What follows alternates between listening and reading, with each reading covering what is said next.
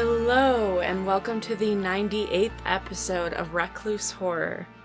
This is a daily horror movie review podcast. At least it was until today. So with me again today is Sam. What was it until today? So, it was a daily horror movie review podcast. So, just a little background on the project.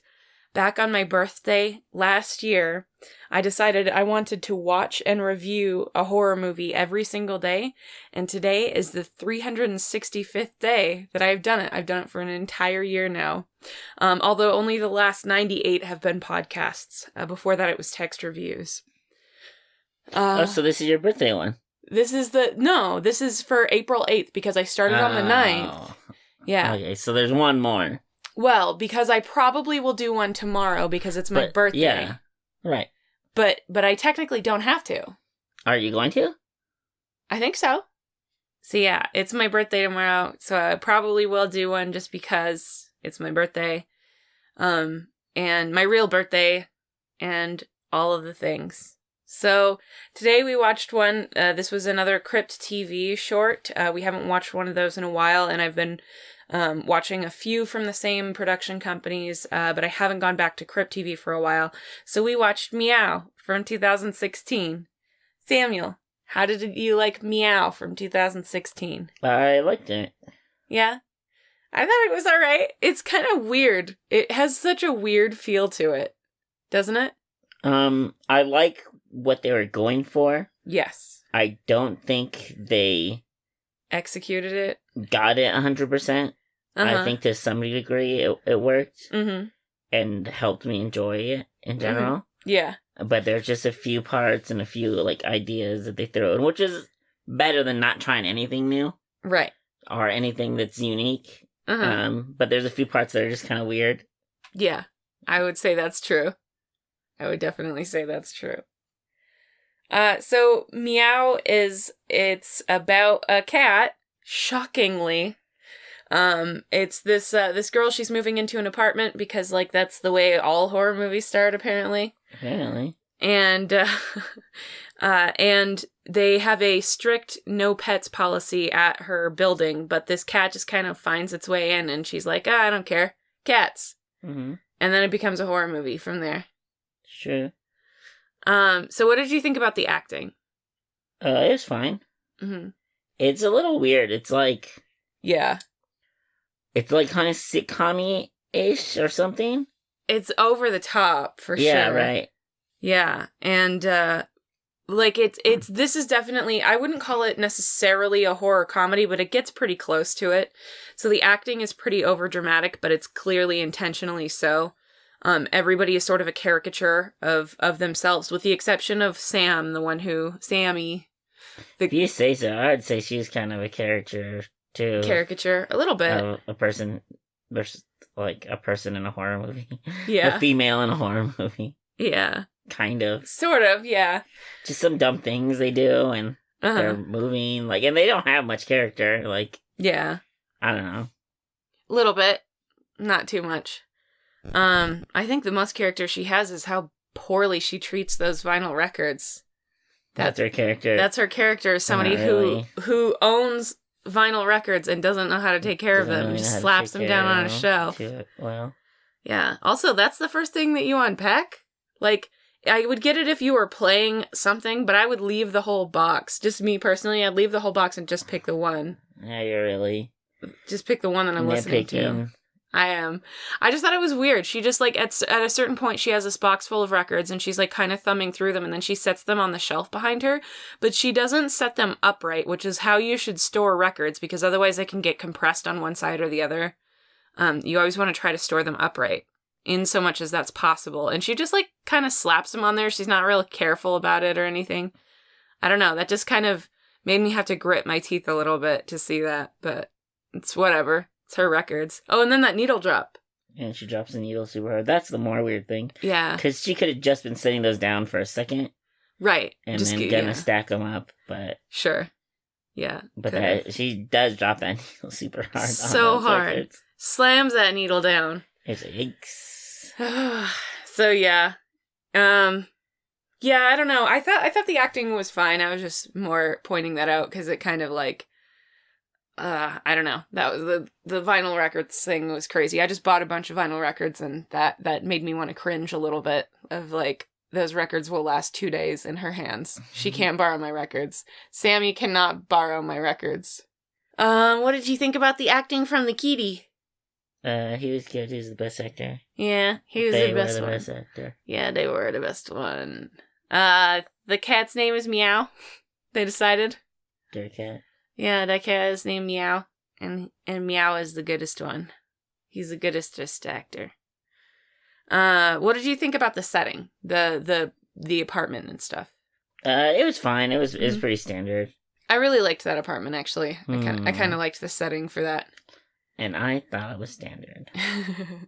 Yeah. I would say it's not too much above standard. I just liked that apartment. I would want that apartment without it seeming sort of like too opulent for the circumstances and the scenario.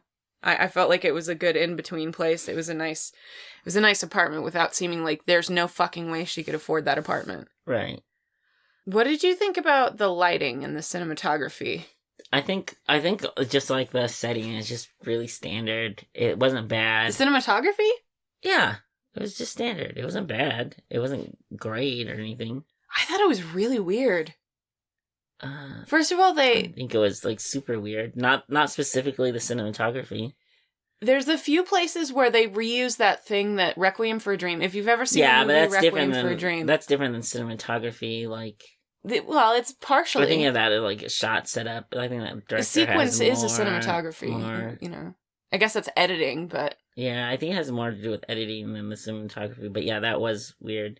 So in Requiem for a Dream, this is a Darren Aronofsky film. I know I've mentioned that I like Darren Aronofsky quite a bit. But this was one of my first favorite movies, like as a sort of almost adult. It is a devastatingly emotionally exhausting movie, but they do this thing in there where they cut to all of these specific shots. They're basically trying to zip through the process of doing something.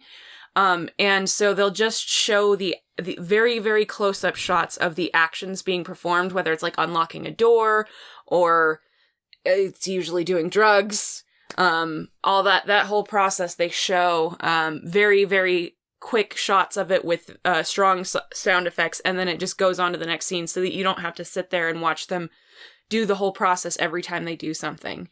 So in this movie, there's only a couple of instances, 2, maybe 3 instances, but they do basically the same thing where they, again, strong sound effects, very close up on just the action of the thing happening, not any person, just the action. And it's a really weird thing to do in this movie because they're always like 1 or 2 action things. It's not like when you're doing like, when you're cooking drugs or something where there's all these steps. It's literally just like a door locking and they zoom straight up on it and have that heavy sound effect. Well, the thing is in Requiem for a Dream, they use it to build, like to show tension or the act of them speeding through something to get drugs. Yeah. You know? So an act of like being very fast to get drugs. And this, she's getting ready for bed. So it's like she's speeding through her nightly routine to go to sleep. Yeah. And it doesn't make sense. Like, she's not extra tired or something. No. And she needs to get in bed. Yeah. So it doesn't, like, make sense. It's really weird. Yeah, it doesn't really have any place in this, and they don't do it often enough or, like, for it to really make a difference as far as time is concerned. It probably saved them a total of 15 seconds in all of the 2 or 3 times that they did it, if that, and I would really think that's pushing it. They could have shown it, without that, I feel like. And it just feels really out of place in this. Like Sam said, there's not really a purpose to it in this movie. In that movie, there's a lot of purposes for all of that stuff happening. It was kind of weird. The whole thing felt really fast to me. The pace of the movie felt really fast. Not unrealistically fast for what was happening. This is an 11-minute movie, but it felt really quick. I would say it felt like a 6-minute movie to me. What about you? I like the pacing of it. Yeah. I like that something happened in the amount of beginning, middle, and end.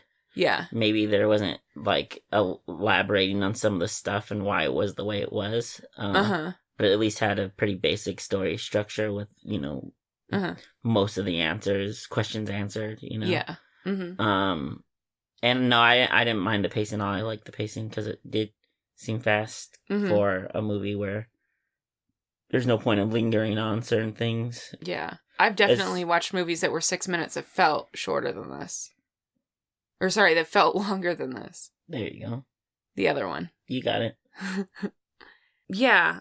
I don't know. I did enjoy the pace, but it also felt a little funny. Like, it just made it feel, I think it didn't quite match the tone that I felt like I wanted out of this movie, that it was going so fast it didn't let anything linger, and then the things that they did spend a little bit more time on are things that it wasn't necessarily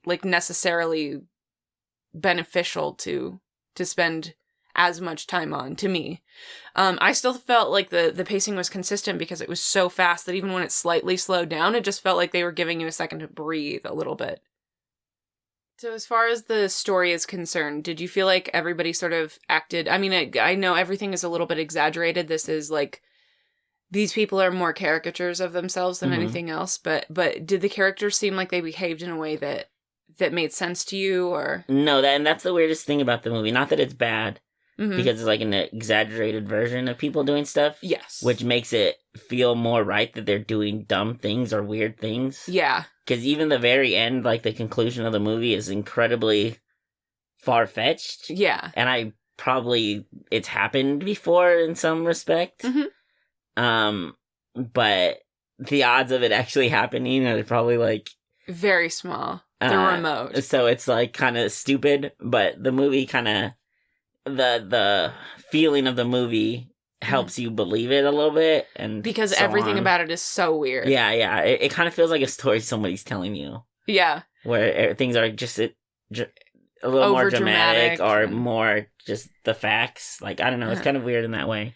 Yeah. I actually like that about it. Yeah.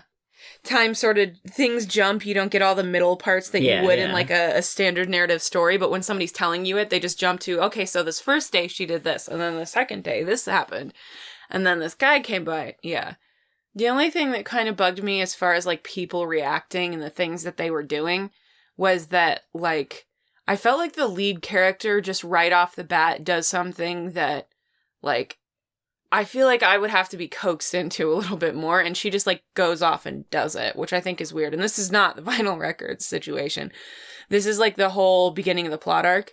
I think they did this just to expedite things, you know, in sort of the way that you were saying, like, where they just give you, like, when somebody's telling you a story. Yeah, it doesn't really harp on the details of things. But, like, I feel like me in that same situation, that would not be the immediate reaction of what I did. And she just, like, has no question about it. That thing that she does in the beginning is like, nah, that's it. Don't care. Like, that's the whole thing. Yeah, and that's another thing with, like, the weird quirkiness. The weird, quirky reality that this takes place. And especially in the beginning, you're kind of taken back by it. Yeah. Because that's something that happens very early in the movie that you're talking about. Yeah. But by the end, if that happened, you just accept it. You just accept that's what happened. Right. It's weird because it's almost not a horror movie. It's almost a comedy, except it's not funny. Yeah, it's not. it really isn't quite that funny. What did you like? Did you like the horror stuff at all? Yeah, I like the horror stuff. I like the effects. Not that there was a ton of them, but I'd probably say yeah. It's really weird because it's almost a horror comedy, but it's not funny. Yeah, so, it's just weird. It's horror comedy in that it's totally bizarre. Yeah, it's super bizarre, and not in a bad way. Either. No. So that's kind of interesting. It's very interesting, actually. More than anything else, for sure. I can see people not really liking it because of the tone, because the tone is, like, goofy. Yeah. But it's essentially just a horror movie where the tone is goofy. Yeah. And there's no way that they didn't know that the tone of the movie was goofy either. Oh, like, impossible. Yeah, it would be impossible to make. You could not make this movie the way that they did and not realize how weird it was. Yeah. Yeah. I would totally agree with that. I felt like the horror stuff, like the strictly horror stuff in it, was pretty satisfying just based on, like, how that goes and like the specific way in which they do things. I thought it was sort of satisfying on a horror level as well as kind of on like what you might call a comedic level. Not everything went exactly the way I expected, and like they don't really give you a whole lot of time to sit in the story and like try to guess exactly what's going to happen and everything, because everything is so fast paced. It just bam, bam, bam, next scene, next scene, next scene. So, yeah, I don't know. Yeah, I don't know. Like, I think the pacing and the tone really help it not seem weird. Like, but it still seems weird. Okay, so what do you mean by that? The pacing and the tone are weird. Yes. But that helps it not be weird because you're used to it being weird. Because it starts off weird, and then in the middle it's weird, and at the end it's weird. Yeah, okay. So it's consistently weird. That it's going to be weird. Yeah. And that helps because tonally it doesn't shift so much. Right, because it starts off on that weird vibe. More visually it switches in ways that are kind of not great. Yeah. But the tone is always pretty weird. Yeah. There's some questionable decisions visually. I don't think they're necessarily bad, but they're definitely not the sort of thing that I would have expected to see. In that way, it's actually kind of a positive, just based on, like, this is not something that I've seen done quite this way before. Even though, like, parts of the story are stuff that I have heard or seen before. Yeah. I agree. What did you think about the ending? It's pretty much the only way it could end. So I get it. But like I said, it's like crazy. It is. It's like something crazy. that kind of happened. Yeah, it's pretty bizarre. Much like everything else, it's pretty fucking weird. Yeah, I think I liked it. I think if this were a movie that were done with a more serious tone, I don't think the ending would have worked. I don't think so either. But I think in this particular capacity, it kind of works. The whole thing is just like some weird, bizarre-ass thing, and, you know, it starts that way and it ends that way, and you're like, huh, that was fucking weird. And that's the movie. Yeah, that's really the thing, is that it is weird. So when it's done, you kind of only think that it was weird, or, like, kind of whatever. And it's not, like, weird strange. No, it's not, like, creepy, eerie strange. Yeah, it's weird as in fucking weird. Yeah, it's, like, tonally weird and, like, mismatched weird.